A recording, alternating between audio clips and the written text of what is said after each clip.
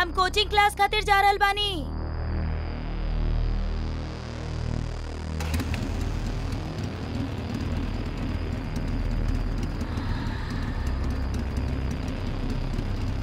अकेले अकेले कहाँ जा रहल बाड़ू जाने मन? ई गुड्डू के भी साथे ले चला जहाँ जा रहल बाड़ू।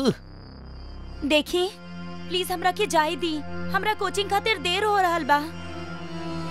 अरे बाप रे, कोचिंग के खातिर देर हो रहल बा तोरा के? तावा जल्दी बाइक पे बैठ जा, हम तोरा के छोड़ दे अब कोचिंग सेंटर, लेकिन अपन कोचिंग के गुटुरगु करे के बाद।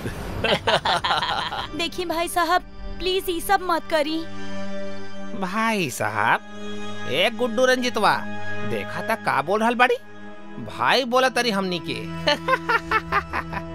ए पतली कमर, यहाँ तहार केहू भैया नहीं खे, सब सैया बाड़े सैया, समझ लो। चला बैठा पीछे, हम छोड़ दे अब तोरा के। छोड़ा हमारा हाथ, ना तो शोर मचा दे अब हम। शोर मचावे के शौक हा तब मचा ला शोर, जे भी बचावे खातिर आई कसम से जान से जाई। आज भाई लोगन के मन बोटी खाए के हा, छोड़े के नहीं खे।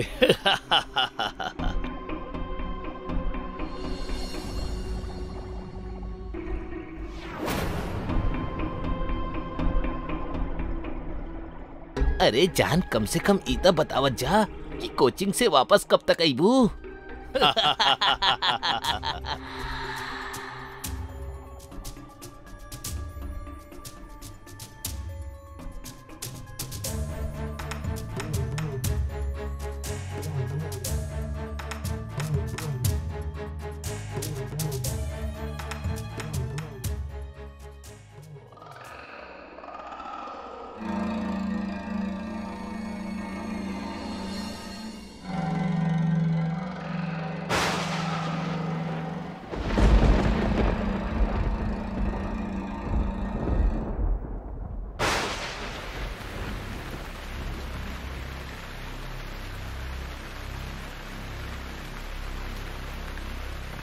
आज ही छाता ना लईनी और आज ही बारिश होखे लागल।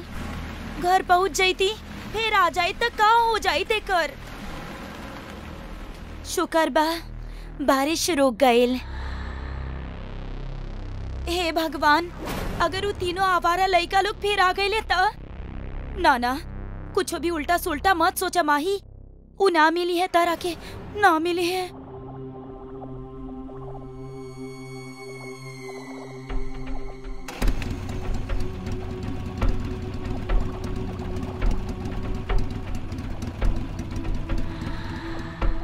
कहले रहनी तोरा के आज बोटी खाए के मन हा, खाए बिना हम कहीं न जाए वाला बानी।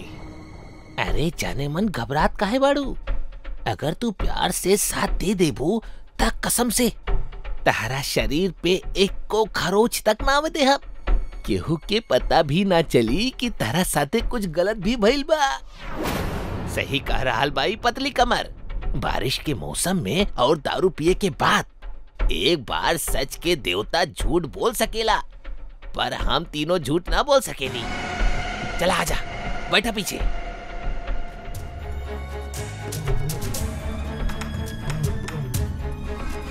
ए रुक, पकड़ो करा के। अरे लागता भाग गई। शिट यार, ऐसे कैसे भाग सकेली ऊ? भागला जहाँ तक भागल चाहता रू। आज तू हमनी से ना बचे वाला बाड़ू। ए टोनिया, का कहेला तू एकरा के? अरे पतली कमर, ए पतली कमर, अरे रुक जा ना।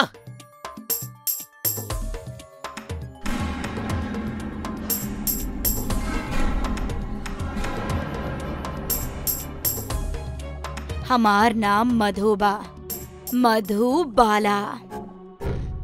हमार नाम माही बा। माही, ये लोग के बाड़े और ये लोग तोहार पीछे काहे पड़ल बाड़े? ये लोग बहुते गंदा बाड़े दीदी, हमरा साथे गलत काम करे चाहेले। प्लीज यहाँ से निकाली हमरा के। ये लोग हमरा के देख ले तो आपके साथ भी गलत कर जाइए। माही, कमजोर के हर केहू दबावेला, तो इनका से जितना डरबू ई तरह के उतना ही डरई हैं। अगर इनकरा से जीते के बाद इनकर सामना करे के होई। चला हमरा साथे। ना दीदी, ई का कर रहल बानी आप?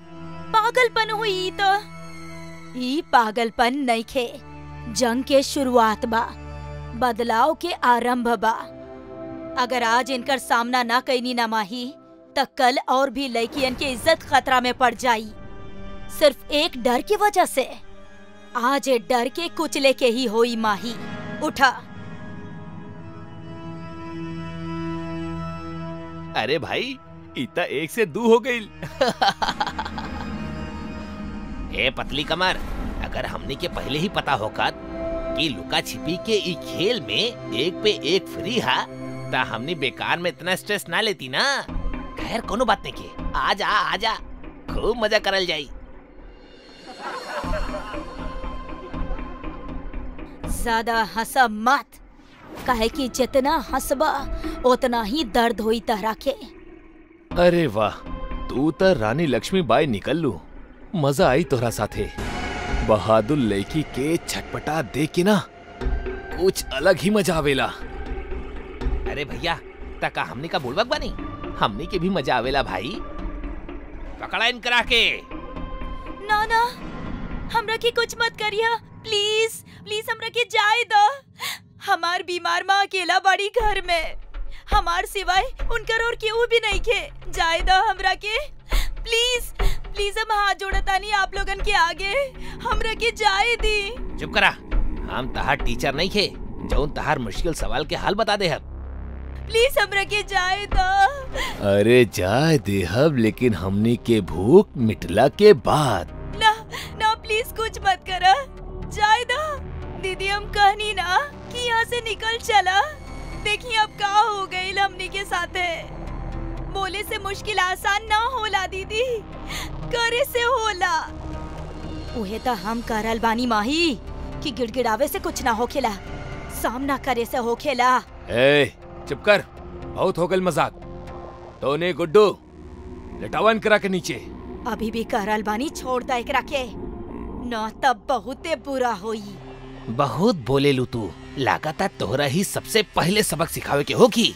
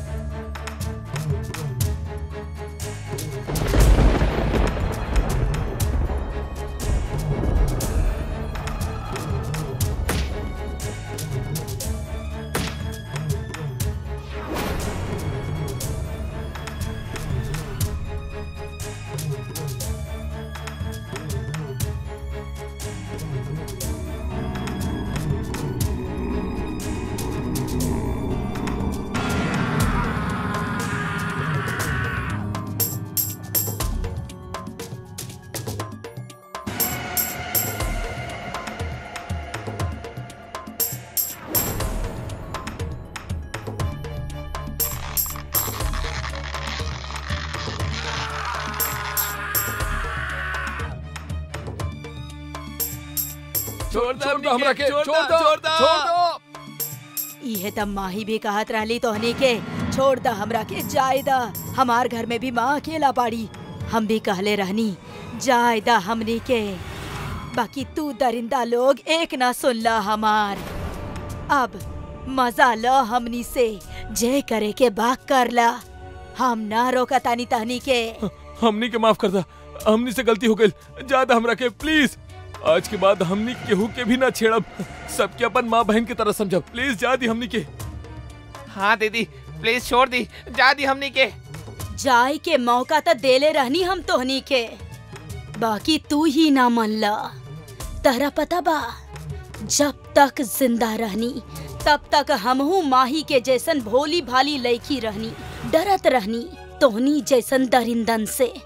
हमारी डर के वजह से एगो लड़का हमरा के अपन शिकार बना लेलस, और फिर पकड़ल जाए के डर से उ दरिंदा हमरा के जान से मार देलस।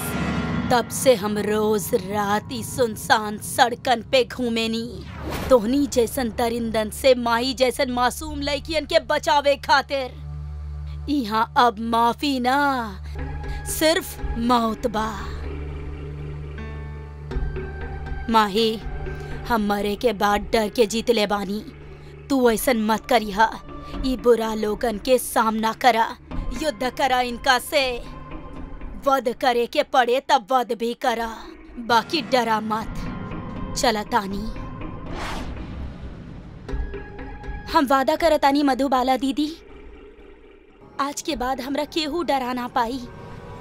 जौन डरायू मारल जाई। ई दुनिया में हर चीज भोगे खातिर बनल बा, लेकिन कुछ चीज के सुख भोगे के खातिर इंसान ई छोट सा जिस्म में खुद बड़ा लालच पाल लेवेला। वो भूल जावेला कि लालच एगो बुरी बला बा, बहुत ही बुरी बला। भाई, हमार पटवारी से बात भइल रहे, उस सरकारी सड़क के नक्शा दिखोले बा हमरा के। अरे कोनो काम के भी बात पता चलल कि सब फुसकी बम निकलल? फुसकी बम ना भाई, हाथ गोला निकलले बानी, उहो बहुत बड़ वाला। सरकारी सड़क गांव के आखिरी कोना पर जौन दयाचंद रहेले ना, ओकरा जमीन से निकल रहल बा। और इतना ही ना भाई, ओकर जमीन के लगभग 10 एकड़ हिस्सा इंडस्ट्रियल कॉरिडोर में आवे वाला बा। दयाचंद के पोता तो शहर में रहेला ना? हाँ भाई, एकर मतलब अगर हम ओकर जमीन अबही खरीद लेहब त हम जिंदगी भर ऐसे रह सकेनी। हाँ भाई, बिल्कुल यह बात बा। बतावा फिर का करल जाओ आगे? ई तब ध्यानचंद ही बताई कि आगे का करे के बा। देखा बड़ो, हर पांव कब्र में लटकल बा। यही से कहा था नी, ये जमीन जायदाद से मोह त्याग के ये कागजात पे दस्तखत कर दा, अपना जमीन हमरा नाम कर दा। और अगर तहरा के ये डर सता रहल बा कि हमनी तोहरा से फ्री के रेवाड़िया लेहब, त तनाव मुक्त हो जा। तोहरा जमीन के जितना बनेला ओकरा पाई पाई तोहरा के मिल जाई। और अपना मरे तक ना ऐस के साथ ही घरे में रहिया, कहो कुछ ना कही तोहरा के। किसान के लिए ओकर जमीन माँ हो खेली, और माँ के सौदा ना कल जाला। जा सकेला तू, दरवाजा सामने है। काका, बूढ़ हड्डियन के जवान खून के तरह कड़के के ना चाही, हड्डी टूटे के डर रहेला। अभी अपना डायलॉग बाजी बंद करा और चुपचाप दस्तखत करा। भैया, ये आप लोग काका से ऐसे कैसे बात कर रहल बानी? अगर ये अपना जमीन ना बेचल चाहता रहे तो हमने के इनके फैसला के रिस्पेक्ट करे के चाहिए। हमार ख्याल से हमने के यहाँ से चले के चाहिए। छोटे, अपन ख्याल अपना पास ही रखा, शहर में गुजर बसर के काम आई। हम यहाँ खेत में हल चला के तहार शहर का खर्चा पूरा ना करे नी, लट के जोर पे काम करके करे नी। यही से अपन ख्याल अपने पास रखा, दस्तखत देकर पॉप भी करी। अरे ओ बड़ू, कर दई खेत हमनी के नाम, वरना तहार उंगली के निशान लेके हम तहरा जिंदा ही जमीन के अंदर गाड़ दे। जौन करे के हक कर ला, मगर कोनो भी कीमत पे हमें जमीन न बेचा। मर जाइबा तो सब छाती पे लेके जाइबा का? छाती पे बेशक न जाई, मगर मरला के बाद ई बात के खुशी होगी कि हमार जमीन हमार ही छाती पे बा।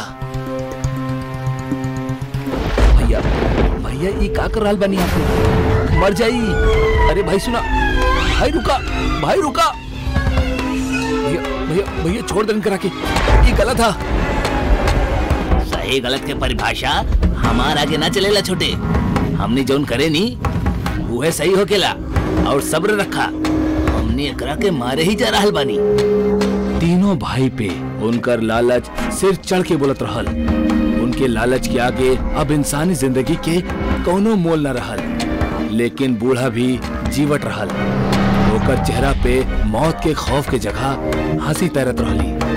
भरी बारिश में छाता के आड़ में नेत्रपाल बूढ़ा के अंगूठा साफ कैलस और सारा कागजात पे ओकर अंगूठा के छाप ले लेलस।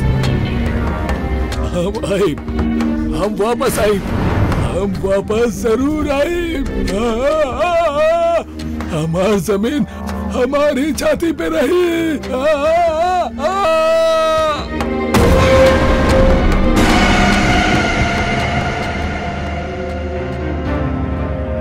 भाई, आज शराब के हर घूट के साथे दयाचंद के याद आवत रहली। पिछला साल जब ओकर जमीन हथियौले रहनी ना, वो समय यह मौसम रहल। साला का बोलत रहल? हमार जमीन हमारी छाती पे रही।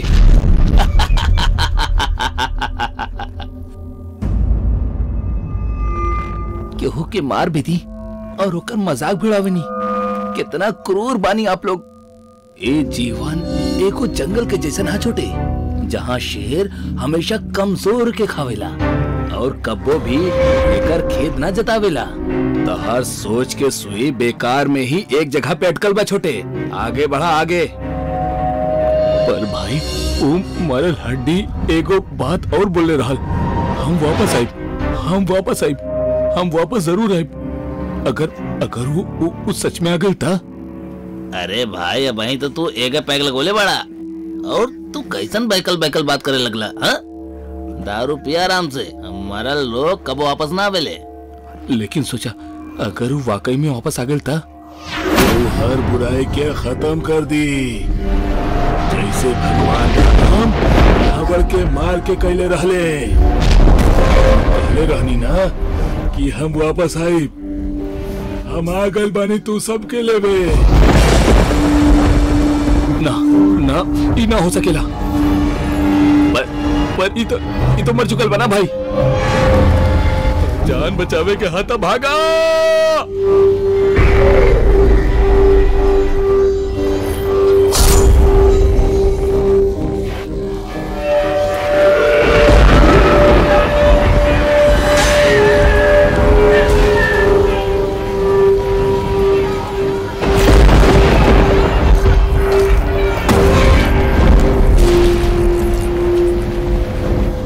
हमरा के माफ करा बाबा, हमरा से गलती हो गई।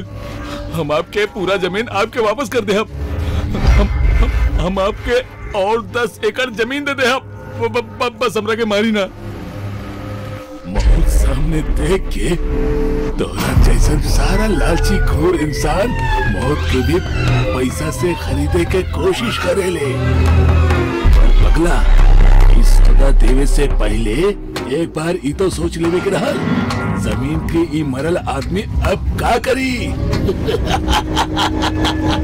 बोला का करी?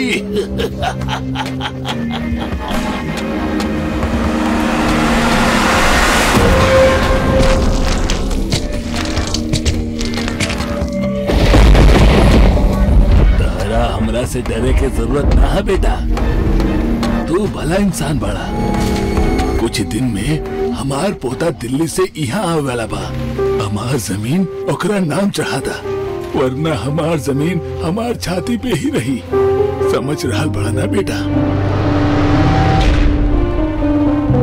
जरूरत से ज्यादा हासिल करे के चाहत लालच के जन्म देवेली और लालच बुराई के, और बुराई के नाश होखब हमेशा तय रहेला।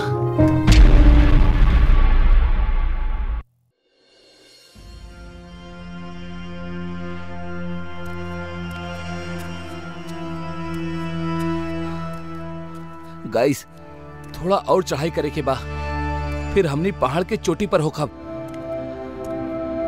ए बोल तो ऐसा रहल बा जैसे हमनी एवरेस्ट के चोटी पे लेके जा रहल बा। सही कहला। स्टॉप गाइस, वो हमनी के गाइड बाड़े। सुन ली है तो उनका के बुरा लगी। ता हमनी के कौन सा अच्छा लग रहल बा? तू दोनों के कुछ ना हो सकेला। गाइस, फाइनली हमनी चोटी पर पहुंच चुकल बानी और कुदरत के खूबसूरती आपके सामने बा।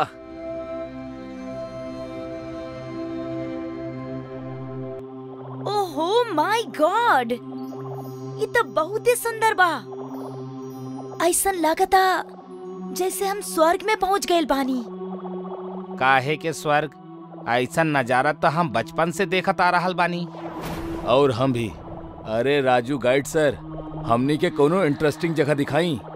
हमने जब से एहिजा आयल बानी बस पेड़ पौधा, जंगल, पहाड़, चट्टान, नदी, नाला यह सब देख रहल बानी। कुछ ऐसा दिखाई जैसे खून में उबाल आ जाओ। यस, अमित सही कह रहल बा ऐसा कोनो जगह? हाँ, बात तो सही। गुड। तो राजू जी वहीं ले चली इनका के, ना तो दिमाग के नागिन बैंड बजा दिए है ये दोनों। लेकिन वहाँ जाए में खतरा बा। अरे उहे त चाही राजू सर, लाइफ के सिंपलिसिटी से तंग आ चुकल बानी हम। खतरा ही चाहिए। आप वहाँ लेके तो चली यार। बिल्कुल। वैसे वो इंटरेस्टिंग जगह बा का? काली पहाड़ी के गुफा। अरे बाप रे, का नाम बा, काली पहाड़ी के गुफा। अरे सर, कहाँ छुपा के रख ले रहला ई मस्त जगह। नाम में ही एक्साइटमेंट था। वैसे खास बात का है ई काली पहाड़ी के गुफा में? ई गुफा के बारे में बहुत सारा बात बा, लेकिन हमार दादी जौन हमरा के बतौले रहनी उस सबसे अलग बा। और का बतौले रहनी ऊ? ई गुफा लगभग 500 साल पुरान बा, जेमे एगो खूंखार तांत्रिक रहेला। ऊ अपना काली शक्ति के बढ़ावे के खातिर लोगन के खून चूसब शुरू कर देले रहल, जौन यहाँ के राजा बलि के बर्दाश्त ना भइल। एही से ऊ दुष्ट तांत्रिक के मार देले। तब से लेके आज तक तांत्रिक के लाश उहे गुफा में कहीं दफन बा। वाओ, कहानी तो बहुत ही इंटरेस्टिंग बा। ई कहानी ना सच है। जौन भी बा, लेट्स गो देयर। वहीं चलल जाओ। हाँ यार, बहुत मजा आई। ना ना, हम तू लोगन के काली गुफा ना ले जा सकीला। वहीजा हमनी सबके जान खतरा में पड़ सकेला। जब जाए के ही ना रहल त हमनी के ओकरा बारे में बताइला ही काहे? एग्जैक्टली। आई एम सॉरी, हमरा उस जगह के बारे में आप सबके ना बतावे के चाहत रहे। प्लीज आप सब भूल जाएं कि हम आपके कुछ बतौले भी रहनी। वो ना हो सकेला। ओके, एक काम करल जाओ। अगर आप हमनी के वो गुफा तक ना ले जा सकेले त हमनी के वहाँ जाए के रास्ता ही बता दी। सिंपल, हमने खुद चल जाए। यार तू दोनों इतना जिद काहे कर रहल बाड़ा? जब ही कह रहल बा कि वहाँ रिस्क बा त जाए के जरूरत का बा? यह तो कह रहल बानी हम। तू दोनों प्लीज समझे की कोशिश करा। काली गुफा में जान के खतरा बा। उहे तक कहानी हम आपके। हमनी उहे खतरा के तो मजा लेवे के बा। एडवेंचर चाहिए हमनी के लाइफ में। आप बस रास्ता बता दी, हमनी अपने आप ही चल जाए। हमनी के अपना जान खतरा में डाले के बा। प्लीज समझे के कोशिश करी। ठीक बा, अगर आप लोग यह चाहता नहीं तो ऐसा नहीं सही, लेकिन हमारे को शर्त बा। कैसन शर्त? आप लोग वहाँ कोनो भी चीज के हाथ ना लगाई। शर्त मंजूर बा।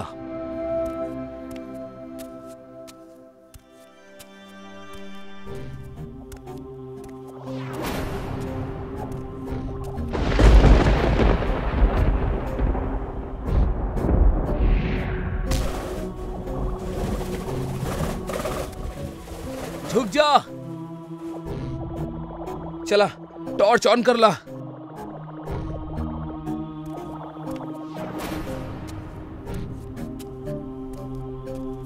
वाओ, का गुफा बा यार, सो ब्यूटीफुल। सचमुच कहानी से भी ज्यादा मजा था एकरा के देखे में बा। प्लीज कोनो भी चीज के छुइया मत। टेंशन मत ली सर।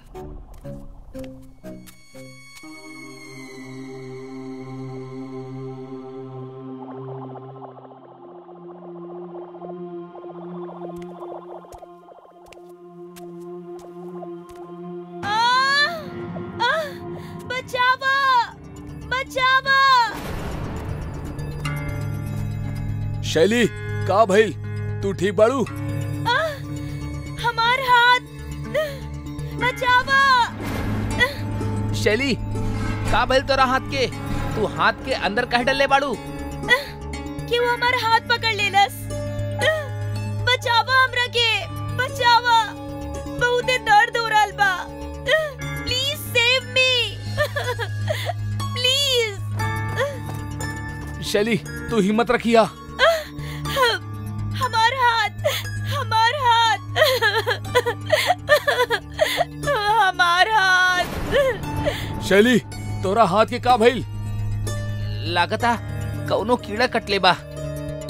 ई कीड़ा के काटे के निशान नहीं खे, मौत के निशान हा। ई का बकवास कर रहल बानी आप सर? बकवास ना कर रहल बानी हम, सच बोल रहल बानी। हम कहले रहनी तू लोगन के कि यहीजा कोनो भी चीज के हाथ मत लगैया, फिर काहे लगैला? खैर, जौन होके के रहल हो गइल। अब अगर जान बचावे के बा त निकला यहाँ से। ना तो हमनी में से केहू भी ना बची।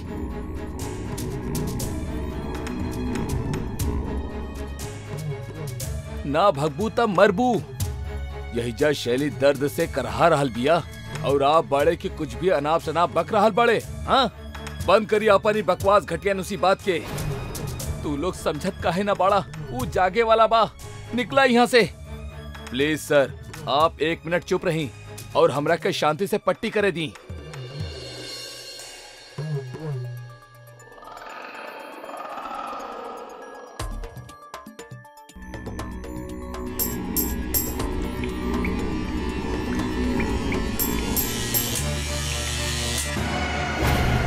हम कह रहल बानी वो जागे वाला बा, यहाँ से भागा चला। अब तो बहुत देर हो चुकल बा हमार कोमल शिकार। अब केहू यहाँ से भाग ना सकेला। हम जाग उठल बानी। के हा? खूंखार तांत्रिक। मतलब हमने जौन सुनले रहनी वो कहानी ना सच रहे। तो तहरा के का लागल कि हम मजाक कर रहल बानी? हमार तो कुछ समझ में ना आ रहल बा। बोला, सबसे पहले तू लोगन में से के हमार भूख के मिटाई? जल्दी बोला। हम 500 साल से भूखा बानी। तू आवा, तू भरा भरा सा लागत तारा। आवा, हमार भूख के मिटावा। ना ना, हाँ हमरा पास मत आवा। तू एकरा के खाला एकरा के।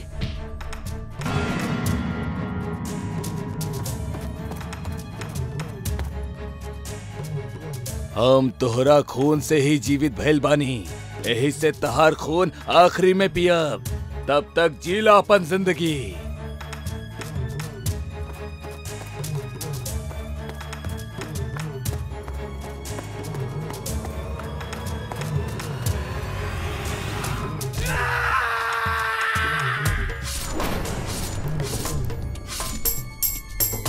चला भागा। कहाँ तक भगवा?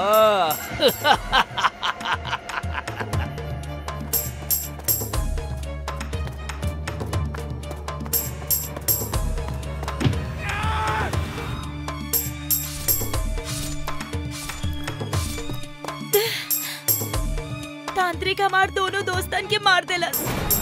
अब वो हमनी के भी मार दी है। अब हमनी का कइल जाओ? कौनो तो उपाय हुई तांत्रिक से बचे के। हमार दादी बतौले रहली कि यहाँ ओम नाम के एगो लकड़ी के त्रिशूल हा। अगर तू ओकरा के ओकर दिल के आर पार कर देबू तो वो वापस उठ जाई। हमरा से ना हुई। हम आज तक एगो मच्छर तक नहीं के मारने, इतना बड़ तांत्रिक के कैसे मारब? आप भी तो ओकरा के मार सकेनी ना? ऐसन होखत त हम तहरा के ना भेजती। बाकी हम ही काहे कि हमार दादी बतौले रहली कि जेकर भी खून से तांत्रिक जीवित होखी, सिर्फ उहे ओकरा के मार सकेला। हम त्रिशूल के ढूंढत आनी, तू तांत्रिक के ध्यान भटकावे के कोशिश करा।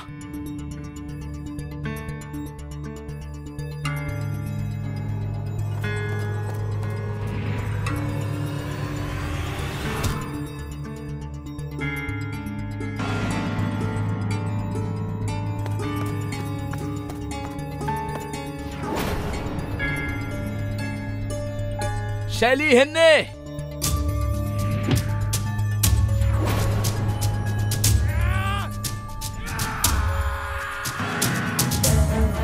मरे से पहले तहार कोनो आखिरी इच्छा होके तब बता दा। तू हमारा आखिरी इच्छा पूरा करबा? तू ही तो जीवित कैले बाड़ू हमरा के। तहार इच्छा पूरा करब धर्म हा हमार। बोल का चाही तोहरा के? तू कुछ देर खातिर मूर्ति बन जा। प्रयत्न अच्छा बा पर बच ना पाइबू, लेकिन इच्छा पूरी करे के ही होखी।